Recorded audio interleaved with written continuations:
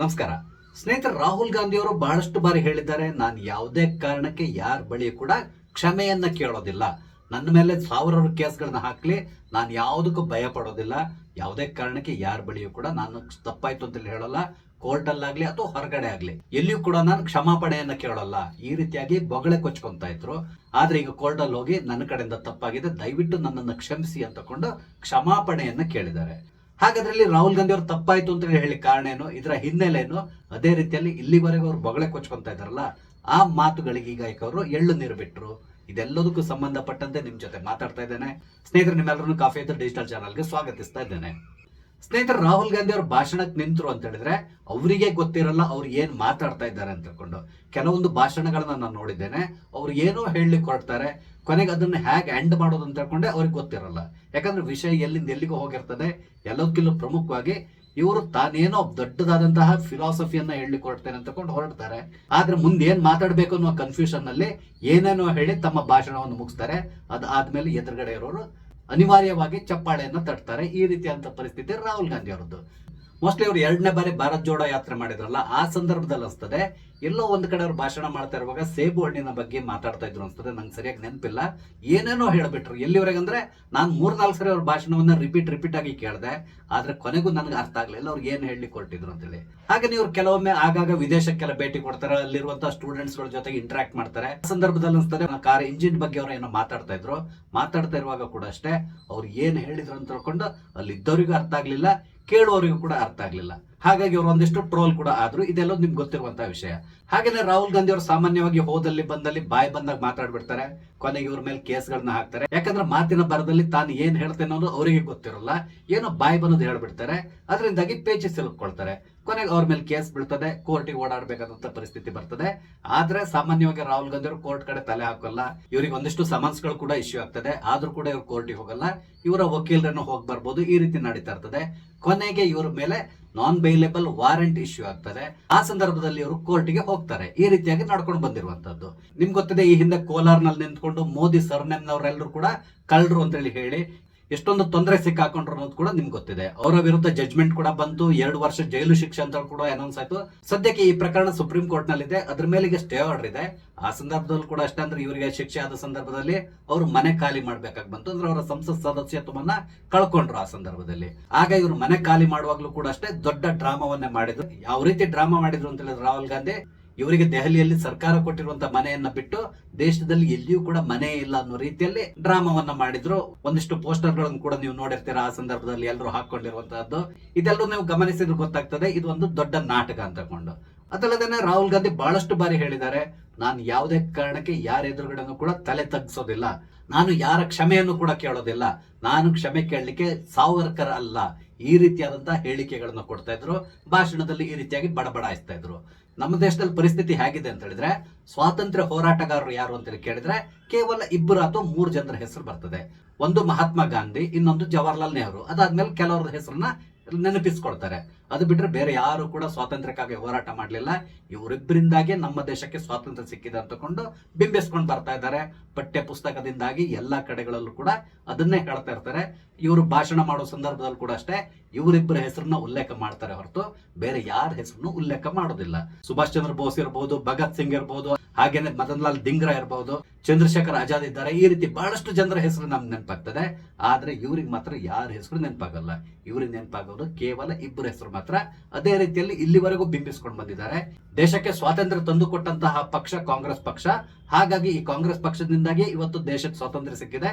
ಹಾಗಾಗಿ ನೀವು ಯಾವಾಗಲೂ ಕೂಡ ನಮ್ಗೆ ವೋಟ್ ಹಾಕ್ಬೇಕು, ಬೇರೆ ಯಾರಿಗೂ ನೀವು ವೋಟ್ ಹಾಕ್ಬಾರ್ದು. ಈ ರೀತಿಯಾಗಿ ಮಾತಾಡುವಂತವರು ಕಾಂಗ್ರೆಸ್ ಪಕ್ಷದವರು. ಆದ್ರೆ ಅಪ್ಪಿತಪ್ಪಿ ಕೂಡ ಮಹಾತ್ಮ ಗಾಂಧಿ ಅವರು ಇನ್ನೊಂದು ಮಾತನ್ನ ಹೇಳಿದ್ದಾರೆ. ಒಮ್ಮೆ ಸ್ವಾತಂತ್ರ್ಯ ಸಿಕ್ಕಿದ ತಕ್ಷಣ ಈ ಪಕ್ಷವನ್ನ ಬರ್ಖಾಸ್ತು ಮಾಡಬೇಕು, ಈ ಪಕ್ಷವನ್ನ ಮುಂದುವರ್ಸ್ಕೊಂಡು ನೀವು ಹೋಗ್ಬಾರ್ದು, ಇದನ್ನ ರಾಜಕೀಯಕ್ಕಾಗಿ ನೀವು ಉಪಯೋಗಿಸ್ಕೋಬಾರ್ದು ಅಂತೇಳಿ ಹೇಳಿದ್ದಾರೆ. ಆದ್ರೆ ಆ ಮಾತನ್ನ ಮಾತ್ರ ಇವ್ರು ಮರೆತು ಬಿಡ್ತಾರೆ. ಬೇರೆ ಎಲ್ಲದನ್ನು ನೆನ್ಪಿಟ್ಕೊಂಡು ಹೇಳಿಕೆಗಳನ್ನ ಕೊಟ್ಕೊಂಡು ಬರ್ತಾರೆ. ಇತ್ತೀಚಿನ ವರ್ಷಗಳಲ್ಲಿ ಕಾಂಗ್ರೆಸ್ನವರು ಒಂದು ಮಾತನ್ನ ಪದೇ ಹೇಳ್ತಾ ಇರ್ತಾರೆ. ಅದೇನು ಅಂತ ಹೇಳಿದ್ರೆ ಸಾವರ್ಕರ್ ಬಗ್ಗೆ. ಸಾವರ್ಕರ್ ಕ್ಷಮೆಯನ್ನ ಯಾಚಿಸಿದ್ರು, ನಾವು ಕ್ಷಮೆ ಕೇಳಲಿಕ್ಕೆ ಸಾವರ್ಕರ್ ಅಲ್ಲ. ಈ ರೀತಿಯಾಗಿ ಪದೇ ಹೇಳ್ಕೊಂಡು ಬರ್ತಾ ಇದ್ದಾರೆ. ಸಾವರ್ಕರ್ ಸ್ವಾತಂತ್ರ್ಯಕ್ಕಾಗಿ ಹೋರಾಡಿದಂತಹ ವ್ಯಕ್ತಿ, ಅದ್ರ ಬಗ್ಗೆ ಅವ್ರು ಮಾತಾಡೋದಿಲ್ಲ. ಅವರು ಕ್ಷಮೆಯನ್ನ ಕೇಳಿದ್ರು, ಅದು ತಪ್ಪು, ಆ ರೀತಿ ಕೇಳಬಾರ್ದಿತ್ತು. ಯಾಕೆ ಇವರು ಪ್ರಾಣ ಭಿಕ್ಷೆಯನ್ನು ಕೇಳಬೇಕಿತ್ತು, ಈ ರೀತಿಯಾಗಿ ಮಾತಾಡ್ಕೊಂಡು ಬರ್ತಾರೆ. ಸಾವರ್ಕರ್ ಮರ್ಸಿ ಪಿಟಿಷನ್ ಹಾಕಿದ್ದಾರೆ, ಅದ್ರ ಬಗ್ಗೆ ಎರಡು ಮಾತಿಲ್ಲ. ಅವ್ರು ಬರೆದಿದ್ದಾರೆ, ಹೌದು ಅದು ದಾಖಲೆ ಇದೆ. ಆದ್ರೆ ಸಾವರ್ಕರ್ ಇದ್ದಂತ ಪರಿಸ್ಥಿತಿ ಹೇಗೆ, ಅವ್ರು ಇದ್ದಂತ ಜೈಲ್ ಯಾವುದು, ಅಲ್ಲಿ ಅವ್ರು ಅನುಭವಿಸ್ತಾ ಇದ್ದಂತಹ ನರಕ ಯಾತನೆ ಯಾವ ರೀತಿ ಇತ್ತು, ಅದನ್ನ ಇವ್ರು ಅರ್ಥ ಮಾಡ್ಕೋಬೇಕು. ನನ್ಗನ್ಸ್ತದೆ ಒಂದ್ ವೇಳೆ ಮಹಾತ್ಮ ಗಾಂಧಿ ಅವ್ರನ್ನ ಈ ಸೆಲ್ಯುಲರ್ ಜೈಲಿಗೆ ಹಾಕಿದ್ರೆ ಒಂದೇ ದಿನದಲ್ಲಿ ಕ್ಷಮಾಪಣೆ ಪತ್ರವನ್ನ ಬರೆದು ಅಲ್ಲಿಂದ ಓಡ ಬರ್ತಾ ಇದ್ರು ಅನ್ಸ್ತದೆ. ಆದ್ರೆ ಸಾವರ್ಕರ್ ಆ ಜೈಲಿನಲ್ಲಿ 10 ವರ್ಷವನ್ನ ಕಳೆದಿದ್ರು, ಅವರು ಇನ್ನೂ 40 ವರ್ಷವನ್ನ ಕಳಿಬೇಕಿತ್ತು. ಯಾಕಂತ ಹೇಳಿದ್ರೆ ಅವ್ರಿಗೆ ಆಗಿರುವಂತಹ ಕಾಲಪಾನಿ ಶಿಕ್ಷೆ ಇದೆಯಲ್ಲ, ಡಬಲ್ ಕಾಲಪಾನಿ ಶಿಕ್ಷೆ, 50 ವರ್ಷವನ್ನ ಅವ್ರು ಅಲ್ಲಿ ಕಳಿಬೇಕಾಗಿತ್ತು. ಹಾಗಾಗಿ ಅಲ್ಲಿ ಆ ನರಕ ಯಾತನೆಯಲ್ಲಿ ಇರ್ಲಿಕ್ಕಾಗ್ದೇನೆ ಅವರು ಮರ್ಸಿ ಪಿಟಿಷನ್ ಕೊಟ್ಟಿದ್ದಾರೆ. ಕೊನೆಗೆ ಅವ್ರನ್ನ ಬಿಟ್ಟರು ಕೂಡ, ಇದು ಗೊತ್ತಿರುವಂತಹ ವಿಷಯ. ಇವರೇನು ಜೀವಂತವಾಗಿ ಹೊರ ಬಂದ್ರು, ಆದ್ರೆ ಅಲ್ಲಿ ಬಹಳಷ್ಟು ಜನ ಸ್ವಾತಂತ್ರ್ಯ ಹೋರಾಟಗಾರರು ಹುಚ್ಚಿಡಿದು ಸತ್ತೋಗಿದ್ದಾರೆ ಅಥವಾ ಕಾಯಿಲೆಗಳಿಂದಾಗಿ ಸತ್ತೋಗಿದ್ದಾರೆ. ಇದನ್ನ ಬಗ್ಗೆ ಯಾರು ಕೂಡ ಎಲ್ಲಿಯೂ ಮಾತಾಡೋದಿಲ್ಲ. ಕೇವಲ ಸಾವರ್ಕರ್ ಮರ್ಸಿ ಪಿಟಿಷನ್ ಕೊಟ್ಟು ಹೊರ ಬಂದ್ರು, ಹಾಗಾಗಿ ನಾವು ಸಾವರ್ಕರ್ ಅಲ್ಲ ಅಂತಕೊಂಡು ಇವರು ಹೋದಲ್ಲಿ ಬಂದಲ್ಲಿ ಹೇಳ್ತಾರೆ. ಆದ್ರಿಂದ ಇತ್ತೀಚಿನ ದಿನಗಳಲ್ಲಿ ಸಾಮಾನ್ಯವಾಗಿ ಏನಾಗಿದೆ ಅಂತ ಹೇಳಿದ್ರೆ, ಈ ಕ್ಷಮಾಪಣೆ ವಿಷಯ ಬಂದ ತಕ್ಷಣ ಸಾವರ್ಕರ್ ಹೆಸರನ್ನ ಹೇಳ್ತಾರೆ. ಮೊನ್ನೆ ನಮ್ಮ ದೇಶದ ಓರ್ವ ಮಹಾನ್ ನಟ ಒಂದು ಪತ್ರಿಕಾಗೋಷ್ಠಿಯನ್ನು ನಡೆಸಿದ್ರು. ಆ ಪತ್ರಿಕಾಗೋಷ್ಠಿ ಸಂದರ್ಭದಲ್ಲಿ ಕೂಡ ಅಷ್ಟೇ ಪತ್ರಕರ್ತರು ಅವರು ಹೇಳಿರುವಂತಹ ಮಾತಿನ ಬಗ್ಗೆ ನೀವು ಕ್ಷಮಾಪಣೆ ಕೇಳಬೇಕು ಅಂತ ಹೇಳಿದ್ರು. ಆಗ ಆ ಮಹಾನ್ ನಟ ಕೂಡ ಅಷ್ಟೇ, ನಾನು ಕ್ಷಮಾಪಣೆ ಕೇಳಲಿಕ್ಕೆ ಸಾವರ್ಕರ್ ಅಲ್ಲ ಅಂತೇಳಿ ಹೇಳಿದ್ರು. ಸಾವರ್ಕರ್ ಯಾರು, ಈ ನಟ ಯಾರು, ಈತನ ಬಾಯಲ್ಲಿ ಅವ್ರ ಹೆಸರು ಹೇಳುವಂತ ಯೋಗ್ಯತೆ ಕೂಡ ಇಲ್ಲ. ಆದ್ರೂ ಕೂಡ ಇವರು ಸಾವರ್ಕರ್ ಹೆಸರನ್ನ ಈ ರೀತಿಯಾಗಿ ಮಿಸ್ಯೂಸ್ ಮಾಡ್ಕೊಂತಾರೆ. ಅದೇ ರೀತಿಯಲ್ಲಿ ರಾಹುಲ್ ಗಾಂಧಿ ಕೂಡ ಅಷ್ಟೇ ಹಲವಾರು ಬಾರಿ ಹೇಳಿದ್ದಾರೆ, ನಾನು ಕ್ಷಮಾಪಣೆ ಕೇಳಲಿಕ್ಕೆ ಸಾವರ್ಕರ್ ಅಲ್ಲ ಅಂತೇಳಿ. ಆದ್ರೆ ಇದೇ ರಾಹುಲ್ ಗಾಂಧಿ ನಿನ್ನೆ ಕೋರ್ಟ್ ನಲ್ಲಿ ಹೋಗಿ ತಪ್ಪಾಯ್ತು, ನನ್ನನ್ನು ದಯವಿಟ್ಟು ಕ್ಷಮಿಸಿ ಅಂತೇಳಿ ಹೇಳಿದ್ರು. ಇದರ ಹಿನ್ನೆಲೆ ಬಗ್ಗೆ ಹೇಳ್ಬೇಕು ಅಂತ ಹೇಳಿದ್ರೆ, 2018ರಲ್ಲಿ ಮಧ್ಯಪ್ರದೇಶದ ಚುನಾವಣೆ ಸಂದರ್ಭದಲ್ಲಿ ಒಂದು ಚುನಾವಣಾ ರ್ಯಾಲಿಯನ್ನು ಉದ್ದೇಶಿಸಿ ರಾಹುಲ್ ಗಾಂಧಿ ಅವರು ಮಾತಾಡ್ತಾ ಇದ್ರು. ಆ ಸಂದರ್ಭದಲ್ಲಿ ಅಲ್ಲಿಯ ಮುಖ್ಯಮಂತ್ರಿ ಆದಂತಹ ಶಿವರಾಜ್ ಸಿಂಗ್ ಚೌಹಾಣ್ ಅವರ ಪುತ್ರ ಕಾರ್ತಿಕೇಯ ಚೌಹಾಣ್ ಬಗ್ಗೆ ಒಂದು ಅಸಂಬದ್ಧವಾದಂತ ಮಾತನ್ನ ಹೇಳಿದ್ರು. ಅದೇನು ಅಂತ ಹೇಳಿದ್ರೆ, ಪನಾಮಾ ಪೇಪರ್ ಲೀಕ್ಸ್ ನಲ್ಲಿ ಕಾರ್ತಿಕೇಯ ಚೌಹಾಣ್ ಅವರ ಹೆಸರಿದೆ, ನೀವು ಈತನ ತಂದೆಯನ್ನ ಮಹಾನ್ ವ್ಯಕ್ತಿ ಅಂತ ಹೇಳ್ತೀರಾ, ನೋಡಿ ಮಗ ಈ ರೀತಿ ಮಾಡಿದಾನೆ, ಆತನ ಹೆಸರು ಪನಾಮಾ ಪೇಪರ್ ಲೀಕ್ಸ್ ನಲ್ಲಿದೆ, ಈ ರೀತಿಯಾದಂತಹ ಹೇಳಿಕೆಯನ್ನು ಕೊಟ್ಟಿದ್ರು. ಇದಕ್ಕೆ ಸಂಬಂಧಪಟ್ಟಂತೆ ಕಾರ್ತಿಕೇಯ ಚೌಹಾಣ್ ಅವರು ಕೋರ್ಟ್ ನಲ್ಲಿ ಮೊಕದ್ದಮೆಯನ್ನು ಹೂಡಿದ್ರು. ಹಲವಾರು ಬಾರಿ ರಾಹುಲ್ ಗಾಂಧಿ ಅವರಿಗೆ ಸಮನ್ಸ್ ಆಯ್ತು, ಮಾಮೂಲಿನಂತೆ ಇವರು ಅಲ್ಲಿ ಹೋಗ್ಲಿಲ್ಲ. ಕೊನೆಗೆ ಮಧ್ಯಪ್ರದೇಶ ಹೈಕೋರ್ಟ್ಗೆ ಹೋಗಿ ನನ್ನ ಕಡೆಯಿಂದ ತಪ್ಪಾಗಿದೆ, ನಾನು ಕ್ಷಮೆಯನ್ನ ಯಾಚಿಸ್ತಾ ಇದ್ದೇನೆ ಅಂತಕೊಂಡು ಕ್ಷಮಾಪಣೆಯನ್ನ ಕೇಳಿದ್ದಾರೆ. ಬರೀ ಕ್ಷಮಾಪಣೆಯನ್ನ ಕೇಳಲಿಲ್ಲ, ಅದ್ರ ಜೊತೆಗೆ ಇನ್ನೊಂದು ಮಾತನ್ನ ಸೇರಿಸಿದ್ರು. ನಾನು ಬೈ ಮಿಸ್ಟೇಕ್ ಶಿವರಾಜ್ ಸಿಂಗ್ ಚೌಹಾಣ್ ಅವರ ಪುತ್ರನ ಹೆಸರನ್ನ ಹೇಳಿದ್ದೇನೆ. ಆಕ್ಚುಲಿ ನಾನು ಹೇಳಲಿಕ್ಕೆ ಹೊರಟಿದ್ದು ಛತ್ತೀಸ್ಗಢ ಮುಖ್ಯಮಂತ್ರಿ ರಮಣ್ ಸಿಂಗ್ ಅವರ ಪುತ್ರ ಅಭಿಷೇಕ್ ಸಿಂಗ್ ಬಗ್ಗೆ ಮಾತಾಡಬೇಕಿತ್ತು. ಆದ್ರೆ ಬೈ ಮಿಸ್ಟೇಕ್ ನಾನು ಶಿವರಾಜ್ ಸಿಂಗ್ ಚೌಹಾಣ್ ಅವರ ಪುತ್ರನ ಹೆಸರನ್ನ ಹೇಳಿದ್ದೇನೆ, ನನ್ನಿಂದ ತಪ್ಪಾಗಿದೆ ಅಂತಕೊಂಡು ಕ್ಷಮಾಪಣೆಯನ್ನ ಕೇಳಿದ್ದಾರೆ. ಒಂದ್ ವೇಳೆ ಈ ರೀತಿಯಾಗಿ ಅಂದ್ರೆ ಯಾರ್ದು ಹೆಸರನ್ನ ಹೇಳಲಿಕ್ಕೆ ಹೋಗಿ ಇನ್ಯಾರ್ದು ಹೆಸರನ್ನ ಹೇಳಿದ್ರೆ 2018ರಿಂದ 2026ವರೆಗೆ ಇವ್ರು ಕಾಯ್ಬೇಕಾದಂತ ಅವಶ್ಯಕತೆ ಇರಲಿಲ್ಲ. ಇಷ್ಟರೊಳಗಡೆ ಅವರು ಕ್ಲಾರಿಫಿಕೇಶನ್ ಕೊಡ್ಬೋದಿತ್ತು, ನೋಡಿ ನಾನು ಇಂಥವ್ರ ಹೆಸರು ಹೇಳ್ಬೇಕಿತ್ತು, ಆದ್ರೆ ಬೈ ಮಿಸ್ಟೇಕ್ ನಿಮ್ಮ ಹೆಸರನ್ನ ಹೇಳಿದ್ದೇನೆ, ನನ್ನ ಕಡೆಯಿಂದ ತಪ್ಪಾಗಿದೆ ಅಂತ ಹೇಳಿದ್ರೆ ಈ ಹಿಂದೆನೆ ಈ ಪ್ರಕರಣ ಇತ್ಯರ್ಥ ಆಗಿ ಹೋಗಿರೋದು. ಆದ್ರೆ 8 ವರ್ಷ ಆದ್ಮೇಲೆ ಕೋರ್ಟ್ ಅಲ್ಲಿ ಹೋಗಿ ಇಲ್ಲ ನನ್ನ ಕಡೆಯಿಂದ ತಪ್ಪಾಗಿದೆ, ಬೇರೆಯವ್ರ ಹೆಸರು ಹೇಳಲಿಕ್ಕೆ ಬದಲಾಗಿ ನಾನು ಇವ್ರ ಹೆಸರು ಹೇಳಿದ್ದೇನೆ, ನನ್ನನ್ನ ಕ್ಷಮಿಸಿ ಅಂತಕೊಂಡು ಸಾರಿ ಕೇಳಿದ್ದಾರೆ. ಇಲ್ಲಿ ಆಶ್ಚರ್ಯ ಆಗೋದೇನು ಅಂತ ಹೇಳಿದ್ರೆ, ರಾಹುಲ್ ಗಾಂಧಿ ಹಲವಾರು ಬಾರಿ ಹೇಳಿದ್ದಾರೆ, ಹಾಗೇನೆ ಅವರು ಮಾಡಿರುವಂತಹ ಟ್ವೀಟ್ ಗಳು ಕೂಡ ಇದೆ. ಅದೆಲ್ಲದರಲ್ಲೂ ಅಷ್ಟೇ, ನಾನು ಯಾವುದೇ ಕಾರಣಕ್ಕೆ ಯಾರ ಬಳಿ ಕೂಡ ಕ್ಷಮಾಪಣೆಯನ್ನ ಕೇಳೋದಿಲ್ಲ, ಕ್ಷಮಾಪಣೆಯನ್ನ ಕೇಳಲಿಕ್ಕೆ ನಾನು ಸಾವರ್ಕರ್ ಅಲ್ಲ, ಇದೇ ರೀತಿಯಲ್ಲಿ ಅವ್ರು ಬರ್ಕೊಂಡಿದ್ದಾರೆ, ಹೇಳಿದ್ದಾರೆ, ಎಲ್ಲದೂ ಮಾಡಿದ್ದಾರೆ. ಆದ್ರೆ ಕೊನೆಗೂ ಕೋರ್ಟ್ ಅಲ್ಲಿ ಹೋಗಿ ನನ್ನ ಕಡೆಯಿಂದ ತಪ್ಪಾಯ್ತು ಅಂತೇಳಿ ಹೇಳಿದ್ದಾರೆ. ಇದೇನು ಮೊದಲಲ್ಲ, ಈ ಹಿಂದೆ 2019ರಲ್ಲಿ ಅನ್ಸ್ತದೆ ನರೇಂದ್ರ ಮೋದಿ ಅವರಿಗೆ ಚೌಕಿದಾರ್ ಚೋರ್ ಹೇ ಅಂತೇಳಿ ಹೇಳಿದ್ರು ಈ ರಫೇಲ್ ವಿಷಯಕ್ಕೆ ಸಂಬಂಧಪಟ್ಟಂತೆ. ಆ ಸಂದರ್ಭದಲ್ಲೂ ಕೂಡ ಅಷ್ಟೇ ಕೊನೆಗೆ ರಾಹುಲ್ ಗಾಂಧಿ ಅವರು ಕೋರ್ಟ್ ಅಲ್ಲಿ ಹೋಗಿ ಕ್ಷಮಾಪಣೆಯನ್ನ ಕೇಳಬೇಕಾಗಿ ಬಂತು. ನನ್ನ ಕಡೆಯಿಂದ ತಪ್ಪಾಗಿದೆ, ದಯವಿಟ್ಟು ನನ್ನನ್ನು ಕ್ಷಮಿಸಿ, ಇನ್ನು ಮುಂದೆ ನಾನು ಈ ವಿಷಯಕ್ಕೆ ಸಂಬಂಧಪಟ್ಟಂತೆ ಎಲ್ಲಿಯೂ ಕೂಡ ಮಾತಾಡೋದಿಲ್ಲ ಅಂತೇಳಿ ಹೇಳಿದ್ದಾರೆ. ಈಗ ಪುನಃ ಇನ್ನೊಂದು ಕ್ಷಮಾಪಣೆಯನ್ನ ಕೇಳಿದ್ದಾರೆ. ಇಂಥವ್ರು ಯಾಕೆ ಸಾವರ್ಕರ್ ಹೆಸರನ್ನ ಹೇಳ್ಬೇಕು, ಸಾವರ್ಕರ್ಗೆ ಇವರಿಗೆ ಏನಾದ್ರೂ ಹೋಲಿಕೆ ಇದೆಯಾ, ಪದೇ ಪದೇ ಸಾವರ್ಕರ್ ಹೆಸರನ್ನ ಇವ್ರು ಯಾಕೆ ತರಬೇಕು? ಇದು ಒಂದ್ ರೀತಿ ನಾಚಿಕೆಗೇಡಿನ ಕೆಲಸ ಅನ್ಸ್ತದೆ. ಸಾವರ್ಕರ್ ಏನಾದ್ರೂ ಮಾಡಿರ್ಲಿ, ಅವ್ರನ್ನ ನಾವು ಸ್ವಾತಂತ್ರ್ಯ ಹೋರಾಟಗಾರ ಅಂತ ಒಪ್ಕೊಳ್ತೇವೆ, ಆದ್ರಿಂದ ಅವರಿಗೆ ಕೊಡುವಂತಹ ಮರ್ಯಾದೆಯನ್ನ ಕೊಡ್ಬೇಕು. ಹಾಗೆ ಇವರು ಪದೇ ಪದೇ ಹೇಳ್ತಾ ಇರ್ತಾರೆ ಜವಾಹರ್ಲಾಲ್ ನೆಹರು ಜೈಲಿಗೆ ಹೋದ್ರು, ಮಹಾತ್ಮ ಗಾಂಧಿ ಜೈಲಿಗೆ ಹೋದ್ರು ಅಂತಕೊಂಡೆಲ್ಲ.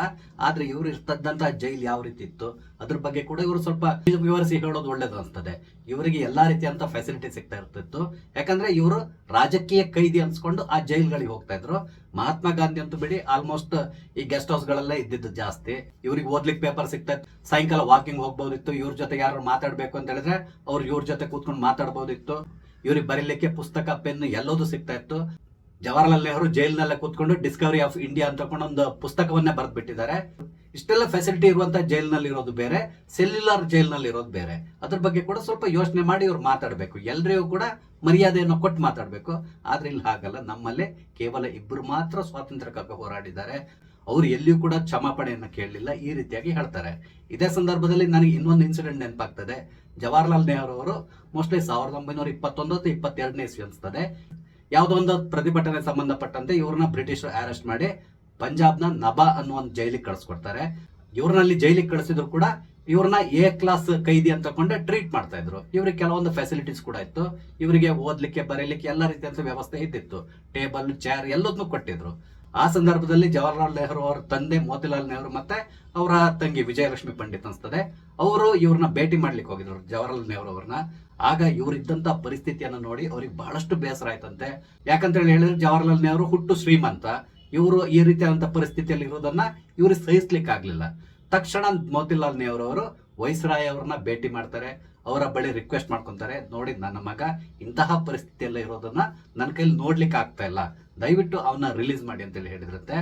ಆಗ ವೈಸ್ರಾಯ್ ಅವರು ಹೇಳಿದ್ರಂತೆ, ಓಕೆ ಬಿಡ್ಬಹುದು, ಆದ್ರೆ ಆತ ಒಂದು ಲೆಟರ್ನ ಬರೆದು ಕೊಡ್ಬೇಕು, ಪುನಃ ನಾನು ಪಂಜಾಬಿಗೆ ಕಾಲಿಡಲ್ಲ ಅಂತೇಳಿ ಬರೆದು ಕೊಡ್ಬೇಕು ಅಂತೇಳಿ ಹೇಳಿದ್ರಂತೆ. ಆಗ ಜವಾಹರ್ಲಾಲ್ ನೆಹರು ಅವರು ನನ್ನ ಕಡೆಯಿಂದ ತಪ್ಪಾಗಿದೆ, ನಾನು ಇನ್ನು ಮುಂದೆ ಯಾವುದೇ ಕಾರಣಕ್ಕೆ ಪಂಜಾಬಿಗೆ ಕಾಲಿಡಲ್ಲ, ಈ ರೀತಿಯಾಗಿ ಬರೆದು ಕೊಟ್ಟು ಅಲ್ಲಿಂದ ಹೊರ ಬಂದ್ರು. ಒಟ್ಟಿಗೆ ಇವರು ಜೈಲಿನಲ್ಲಿ ಕಳೆದಂತ ದಿನ ಎಷ್ಟು ಕೇಳಿದ್ರೆ ಕೇವಲ 12 ದಿನ. 12 ದಿನ ಒಂದು ಜೈಲಿನಲ್ಲಿ ಇರ್ಲಿಕ್ಕಾಗದೇನೆ ನನ್ನ ಕಡೆಯಿಂದ ತಪ್ಪಾಯ್ತು ಅಂತೇಳಿ ಹೇಳಿ ಬರೆದು ಕೊಟ್ಟು ಹೊರ ಬಂದಂತಹ ಜವಾಹರ್ಲಾಲ್ ನೆಹರು ಎಲ್ಲಿ, ವೀರ ಸಾವರ್ಕರ್ ಇಲ್ಲಿ, ಸ್ವಲ್ಪ ನಾವು ಯೋಚನೆ ಮಾಡ್ಬೇಕಾಗ್ತದೆ. ಅದಲ್ಲದೆ ಇನ್ನೊಂದು ಫನ್ನಿ ವಿಷಯ ಏನು ಅಂತ ಹೇಳಿದ್ರೆ, ಅದಾದ್ಮೇಲೆ ಸ್ವಾತಂತ್ರ್ಯ ಸಿಗುವವರೆಗೂ ಕೂಡ ನನಗೆ ಗೊತ್ತಿದ್ದಾಗೆ ಜವಾಹರ್ಲಾಲ್ ನೆಹರು ಅವರು ಪಂಜಾಬ್ ಕಡೆ ತಲೆನೇ ಹಾಕ್ಲಿಲ್ಲ.